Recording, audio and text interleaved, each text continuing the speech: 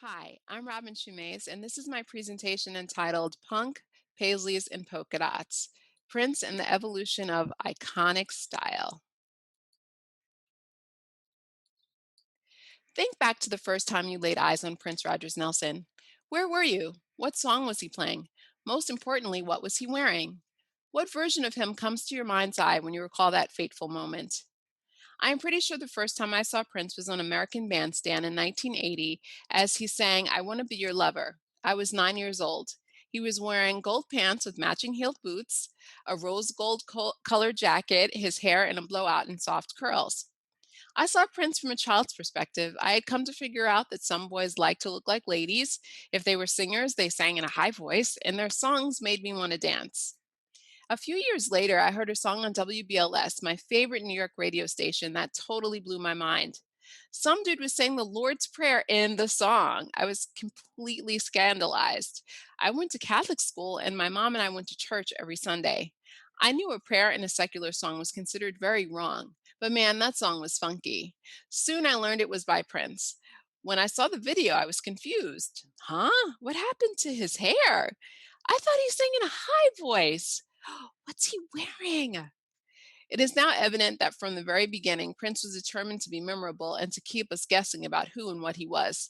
His songs got our attention, and the visuals kept our eyes on him. For me, the evolution of his style tells the story of his musical journey just as much as the music. My intention today is to highlight those connections and show how even the most dramatic fashion transformations were fused with overlapping themes and elements carried from the past, yet ahead of their time, just like Prince. I've highlighted three of those eras: punk, paisleys, and polka dots, but there will be others covered as well. I mean, I couldn't possibly leave out the cloud suit. So, first, what is punk? Punk is defined by Wikipedia as a subculture movement centering around nonconformity, anti authoritarianism, and anti corporatism. As a musical genre, it's described as a loud, fast moving, and aggressive form of rock music. Punk as fashion includes offensive t shirts, leather jackets with spikes and studs, Doc Martens, mohawk haircuts, jewelry, tattoos, and piercings. Between Prince's debut and sophomore albums For You and Prince and his third and fourth, Dirty Mind and Controversy, he did a 180-degree shift, as I duly noted as a child. Gone was a soft, billowy blowout, as well as his almost desperate proclamations of love and longing, such as in the song In Love from For You. I was fortunate enough to speak with Andre Simone, Prince's childhood friend and bassist during this period, and I asked him why the dramatic change in style and sound. Andre said, "We had just come off of the Rick James tour, traveling the country, seeing things and being inspired. We owe a lot of it to the fans. Many of them would come to the concerts dressed in their interpretations of Rick's punk funk vibe, others in our fusion of funky rock, street fashion, and others expressing their own creativity. It was all inspiring. We saw what worked with Rick, who had been doing it on such a huge level for many years, as well as Lenny White, GQ, Roger Troutman, and Zapp. They schooled us. When we got back home to Minneapolis, it was back to the drawing board. So our gentle unicorn prince had turned into a horny pony. Still a vision, he was now dressed in his underpants, thigh high leg warmers, fuzzed, unkempt hair, a flasher style trench coat with studded storm patch, a red kerchief tied around his neck, and a checkered Rude Boy pin on the lapel. So, about Rude Boy. By the late 1970s, Rude Boy and Rude Girl, slang terms that originated in 1960s Jamaican street culture, were now used to describe ska punk fans in England. And the trench coat origins date back to World War I and was worn by military officers. By the 1940s, it retained its military respectability, but it also became the epitome of swagger. Think Humphrey Bogart in Casablanca. By the early 1970s, a wave of exhibitionism in the form of streaking and flashing took hold in the US. The trench coat became the flasher's garment of choice, primarily because it covered everything, yet opened quickly when it was time to reveal. I asked Andre about the trench coats, and he said, "I used to wear this old overcoat from a thrift store in Minneapolis called Ragstock. Prince suggested that all of us up front wear trench coats. It was a great idea, and it became our thing. With a trench coat, you could wear almost anything underneath and you could strategically expose it during the show. Surprise, I'm wearing clear pants or a thong or with Dirty Mind and this lean in towards punk sensibilities, I contend that Prince, Andre, and Des Dickerson were among the original Afro-punks. Was the music on Dirty Mind definitively punk? No. The sound itself lends homage to the garage band grit of punk rock and production value, but the sound was more new wave meets funk rock. But their look and their vibe set the course, and the change made sense. The billowy hair was just not going to work while Prince was singing head.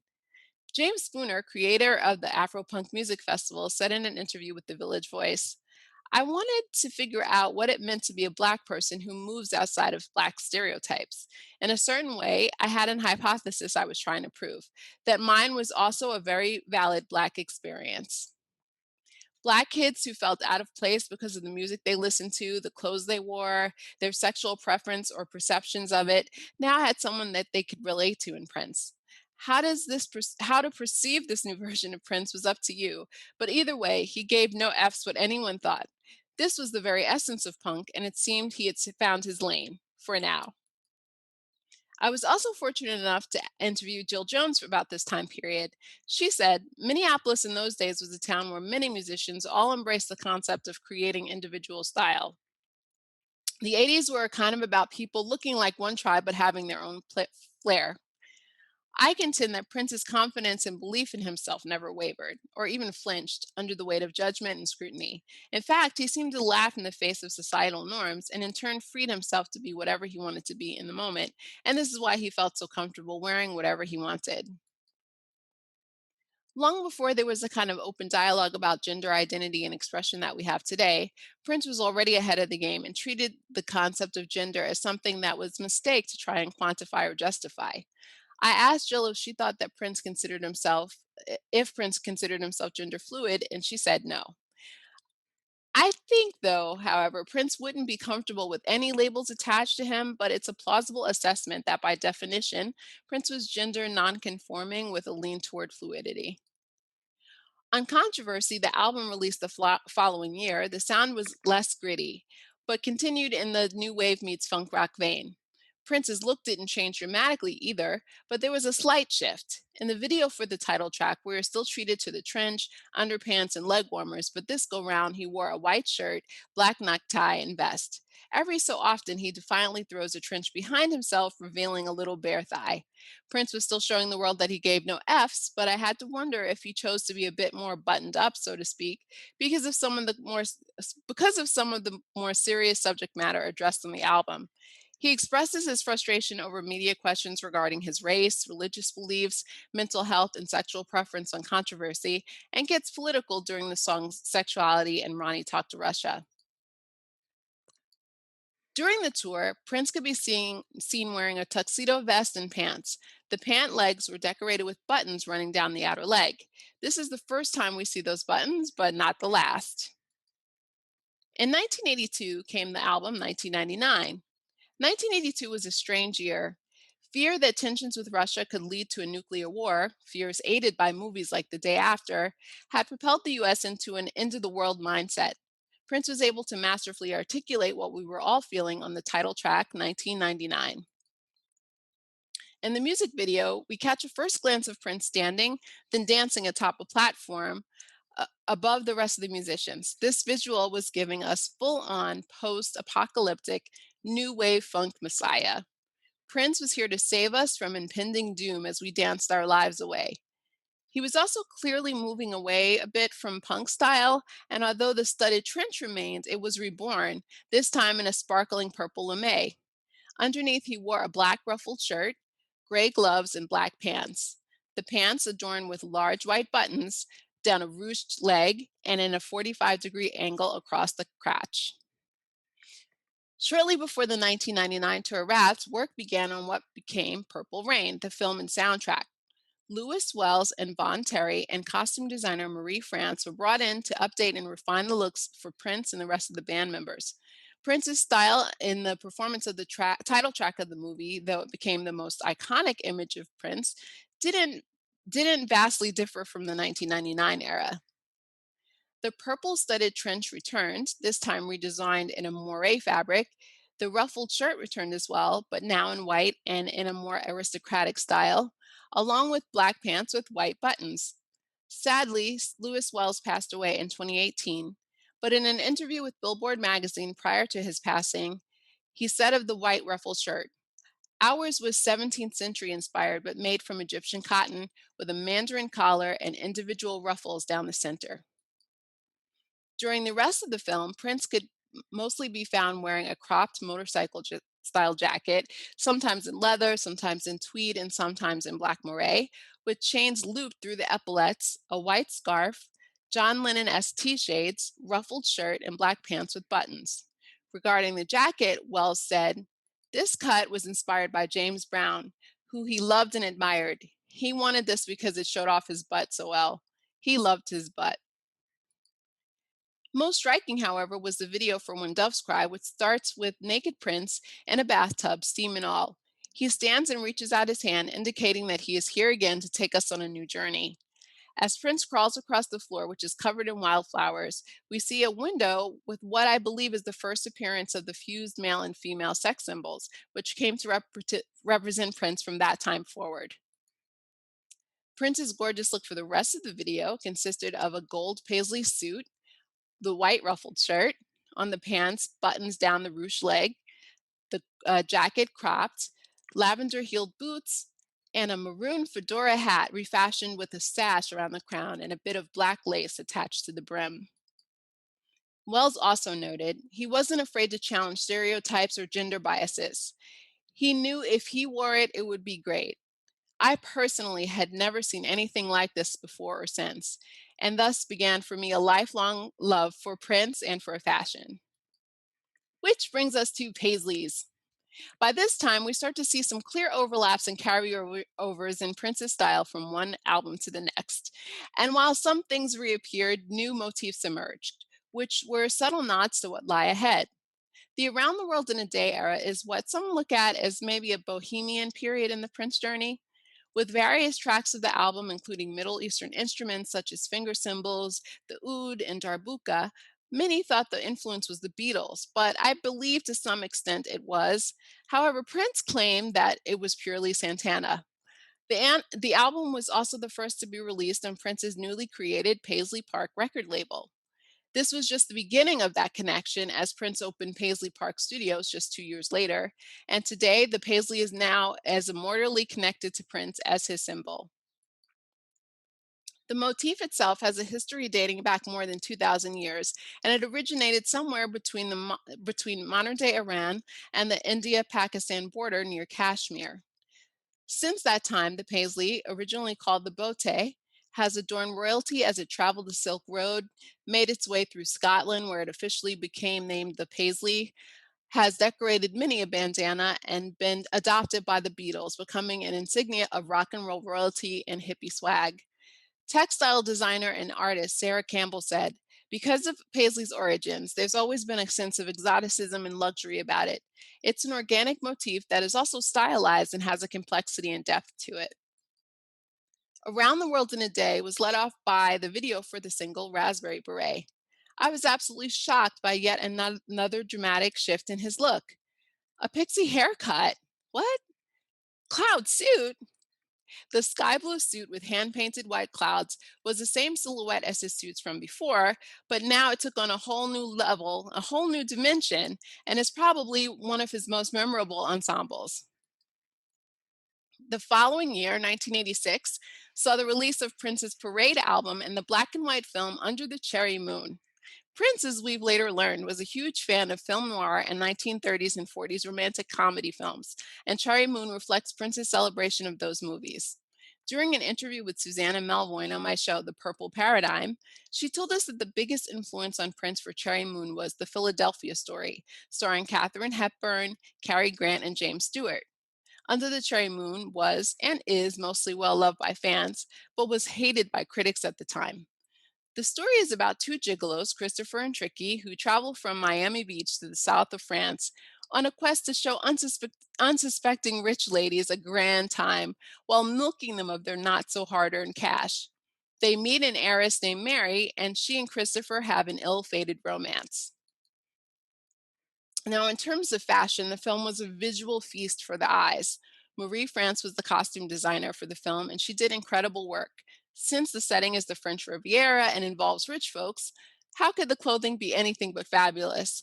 The number of outrageously glamorous fashion pieces worn by Prince and the rest of the cast requires a whole separate writing, but for now, I want to draw attention to just a few. When we first meet Christopher, played by Prince, he's wearing a sparkling suit, apparently in gold, as per the dialogue of the film. The cut of the jacket is more of a traditional suit jacket in length and style. On the back, it has a box pleat down the center, but is tapered into a fitted waist. The sleeves have buttons running down the elbow and is flared, a bit flared and opened. The pants are a looser fit with a slight bell at the bottom, with buttons running down the outer leg.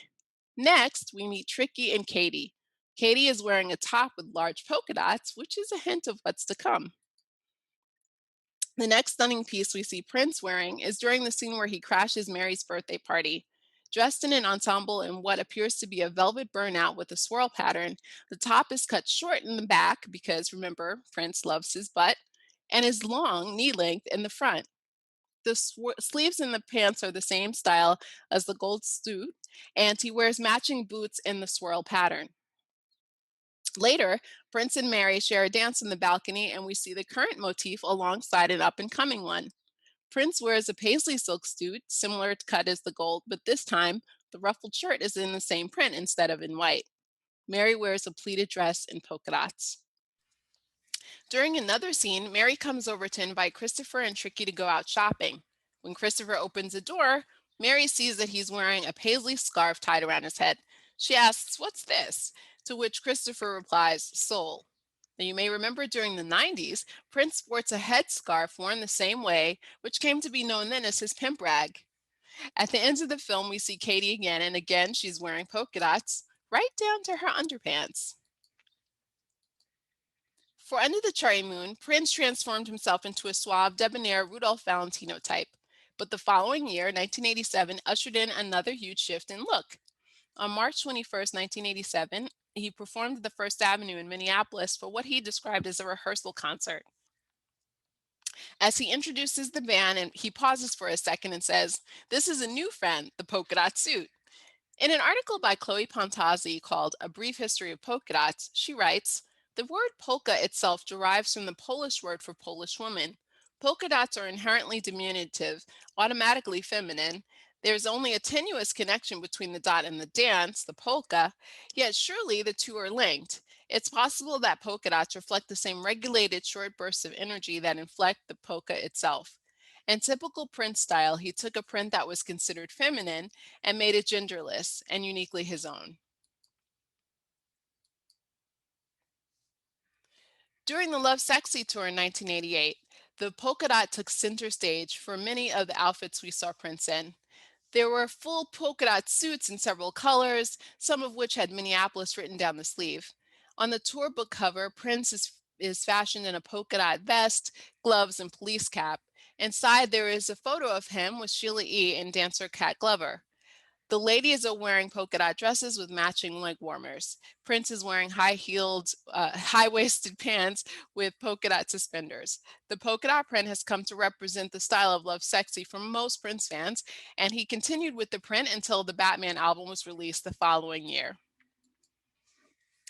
In Prince's book, The Beautiful Ones, there's a lovely photo of his mother, Maddie, wearing a dotted frock and a matching coat. And Prince goes on to speak about the sharp dressers both of his parents were. It seems that his parents were a dynamic influence on Prince creatively, so it's almost inevitable that he would become a fashion icon as well as a music icon. I was asked recently what Prince represents to me. My first answer was joy. My second answer was creativity. I am certain that I would never have become an artist or a designer if it wasn't for the incredible creative journey Prince led in my life. There are some music artists that are so daring that their sound and style keep you guessing or talking for a year or two. Prince was so unique, he had people talking for a lifetime and will continue to do so. He left us with a wealth of material musically as well as visually to learn and grow from. My hope is that young artists, no matter their discipline, will find inspiration and utilize the gifts he gave and create in absolute fearlessness. Thank you.